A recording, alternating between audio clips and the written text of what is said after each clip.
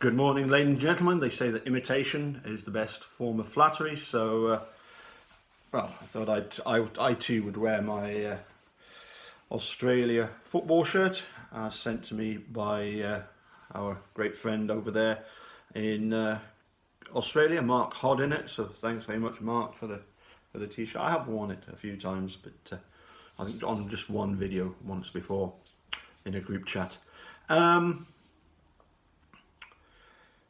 In a video I did a while back, I mentioned Mark Gundrum. You may recall Mark Gundrum as the politician who set up the Avery Commission. He was the one that said that $25,000 a year for each year of being wrongfully convicted. In other words, $450,000 should be what Steve should get. What is Mark Gundrum doing now? Well, he's actually the one of the judges in the District 2 of the Wisconsin Appeals Court. That's the District 2 is what Manitowoc comes under. So therefore he's one of the 4 judges that will be reviewing Kathleen Zellner's motion on the 20th of December. In the video that I did, I referred to another clip of Mark Gundrum where he says that whilst you want to give Stephen Avery the benefit of the doubt, mentally it's impossible to do, which is obviously a pretty bad statement to say. So I got a reply on Sunday, believe it or not, from his daughter, and basically she said that that's not that was taken out of context. That's unfair. You don't know the guy. He's a really good guy, so just lay off. My point of view is that being a politician, he was simply, along with everybody else, swept along with the public opinion after the 2nd of March press conference. I don't think there's any doubt about that. However, I was working at the time, and I only saw the first bit of the comment that comes up on my phone. I was working at the time, so I got in touch with a couple of guys that I know quite well, Eric Ozey and Chad Keller, and I said, could you read what Bernadette has written, and then reply in your nicest possible way. Reply, but obviously put forward the fact that really that it was a pretty crass statement, to say that whilst you want to give somebody the benefit of the doubt, it's impossible to do. That's still not very good, Bernadette. That's okay. You're saying it's taken out of context, and as I say, yeah, swept along with public opinion, and that's typical for politicians. And presumably didn't know anything at all about what we now know about the so-called investigation into Teresa's disappearance. Unfortunately, Bernadette it would seem, has deleted her comments, which means that mine and Eric Ozey's are lost, but Chad Keller's is still there, so if you want to go along and have a read of his, you'll get the gist of what he was saying. And I know Chad sometimes rubs people up the wrong way, but he's got a unique perspective on this case. He like Stephen Avery, was wrongfully convicted of a crime, did 4 years before being exonerated. So there's a certain passion to what Chad does and says, which I think you have to bear in mind. It was interesting that there was a tweet yesterday by Kathleen Zellner in which she quoted and in which she presented another DigiSpy article, and basically the bit that piqued my interest was the fact that somebody has come forward, somebody has come clean, somebody who's involved in the case has said that they know that Steve is innocent. Now, obviously, at the end of Making a Murderer 2, we've got a whole list, like an honours board of those that didn't want to take part. So it could be any one of those names. I'm wondering if it was the outgoing, or the soon-to-be outgoing, Manitowoc Sheriff Robert Herman. During a 6-month period, I had a lot of chats with Robert Herman In one of the very last ones that we ever had, he even asked me, and this is interesting, if Kathleen Zellner had been given the RAV4 to test. I simply said, I don't think so. I'll find out. I'll check for you. And I got back and said, no, she's not been given the RAV4 yet. She's got an identical RAV4 that she's been doing tests on. But isn't that interesting that he was concerned that Teresa had got hold of the RAV4 to do tests? I think in particular that broken headlight, that could be absolutely damning. I would say that our chats were very friendly, mine and Robert's. He often used to say, start off with the line, now I know this won't change your mind, but blah, blah, blah. And here's the interesting thing.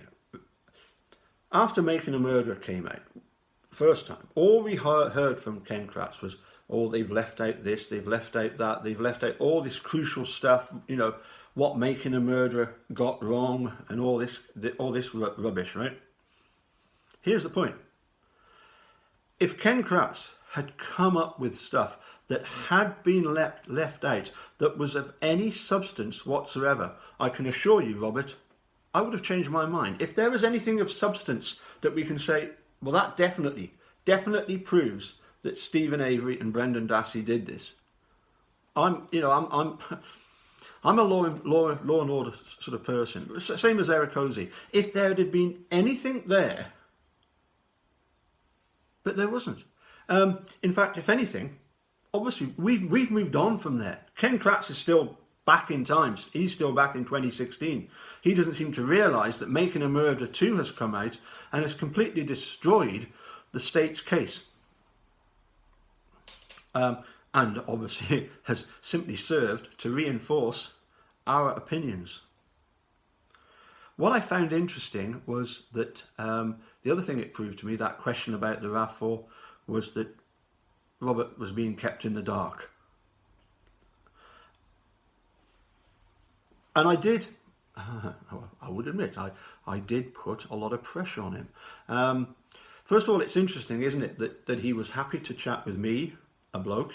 I'm reminded of a tweet by Steve Drizzen yesterday where he talks about the fact that there were 3 lady judges that went in the en banc review that went with Brendan, and then the 4 male judges, plus 1 female, went against Brendan. And the sort of male-female dynamic is very interesting. I'm sure it's something that we'll have to look at some point in the future. I just suspect that when I got in touch, being a bloke of a certain age and speaking, politely, that maybe endeared myself to him, whereby he felt that he could talk with me. But I do find it interesting the way that that make no secret of the fact that I get on very well with a lot of the guys involved in the case, likes of people that have done so much to help, like Eric Hosey, Mark Hodinet. I'm looking for chat regularly, not that regularly, but often with Dave Bigotka. I'm looking forward to this Fresh Start Monday guy getting in touch with Eric Hosey. Steve, if you want, get in touch. There's a group of blokes here that would that you could maybe chat to in a different way than to dare I say a load of ladies. We are wired differently. That's definitely a fact. Anyway, getting back to what I should be talking about. So I did put pressure on Robert Herman, and I said to him, you've got to be careful, because you could end up being the scapegoat in all of this. I quoted the example of a friend of mine who's an ex-policeman. I mean, he was obviously kicked out the force. He's doing 12 years for assault. He denied everything and was made a scapegoat. Had he admitted to, said, there's no smoke without fire. Had he said, yes, well, I might have been a bit, over the top here and there in a few places, maybe his sentence wouldn't have been so harsh. As I say, I put a load of pressure on Robert Herman, to the extent where, and I was quite surprised about this, to be honest. He said, look, if Kathleen Zellner develops evidence that makes my department look bad, I will get in touch with her. Robert, if it's you, then good on you. I applaud you for that. I think you've done the right thing. If you know, because if you want to get off the list of people that are suspected of doing any wrongdoing, get in touch with Zellner. Get yourself off that list. Finally, I watched a video again from early 2006. Features Colleen Henry, you know, the reporter, talking about the Moking murder just being this new, as the Americans say, phenomenon. We say phenomenon, but anyway. And I got the sense then that the state already knew that there was likely to be a retrial, because during that that video, we get the message that the state have assured the Holbachs that they will retry the case if necessary. But I think that presents a big problem for the state, because if they're forced to retry the case, you know, once we have the evidentiary hearing and all their evidence is destroyed, is impeached, they've nothing to go by. But yet they've told the Holbachs that they will retry Steve. And I mean, talking about the evidentiary hearing, I think it's very important to remember that the state will not just be trying to argue against Kathleen Zellner, but she has got the best experts in the world testifying for her, for the defence. I can imagine that some of these experts have been used in the past to help prosecute people, to prove that that people were guilty. The fact that she's got the best, compared with Wisconsin crime lab people. I mean, even John Ertl was critical of Fassbender, and quite rightly so, for the lack of photographs. That for me is the biggest red flag of all. That shows misconduct by everybody involved in investigating and searching the salvage yard. But we've now got bones that have been found all over the place. What did Steve do? Did he really burn her in the bonfire and then decide to chuck various parts, quarter of a mile, half a mile away? Come on, get real. I mean, first of all, we know that those bones weren't burnt in that bonfire. The amount of fuel necessary to keep to keep the kind of heat necessary to get the bones to that extent, they were not burnt there. And we've got fire experts now saying that didn't happen.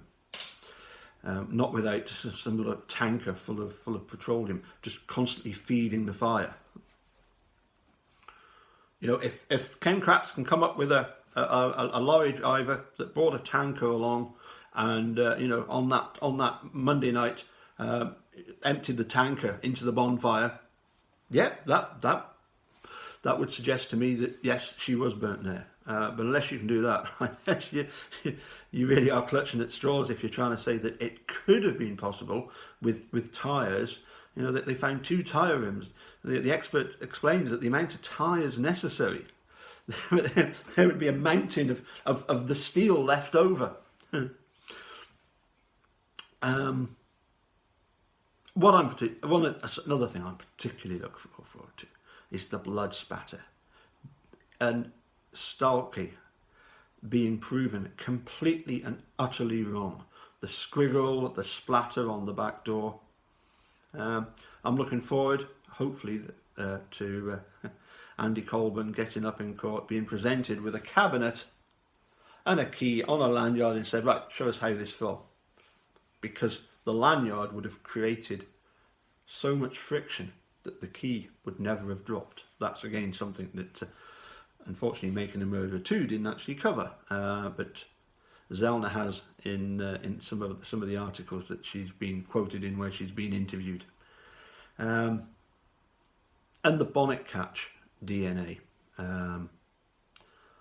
It's 90 times more DNA that was found supposedly on the bonnet catch than anybody else could leave in these experiments that Zellner had conducted. And it was interesting, it was one of my pupils who is a head consultant that said to me, whoa, hold on a sec. Bearing in mind, Steve worked in a salvage yard with his hands. His hands, the skin gets very, very tough. He would leave far less DNA than a normal person with, I'm a musician, my hands are fairly soft. I mean, people say, you've got nice soft hands, they're not rough. They used to be when I worked in the garage, when I was a mechanic, but not anymore. Ask Eric Cozy about it. He works with his hands a lot. He's got, I think he'll have quite tough skin. Problem is, it's the tough skin is actually dead cells. This is why you would leave very little DNA that could be extracted. So, in other words, the DNA is completely, utterly false. That's the only thing that Ken Kratz ever mentions, isn't it? As he called it, the hoodlatch DNA. And one final thought. Dean and Jerry, defence lawyers, they're criticised somewhat for what they did, ineffective assistance of counsel. And Kathleen Zellner rightly points out experts. They should have had more experts. And I give Dean and Jerry and Keith Finlay great credit for this. They have set up a centre for the integrity of forensic science. Now, if that had been available, if their own initiative had been available back in 2006, then I think that would have helped them tremendously. Anyway, this is going to be the longest one I've ever done. So cheerio, we'll catch you again soon. Bye for now.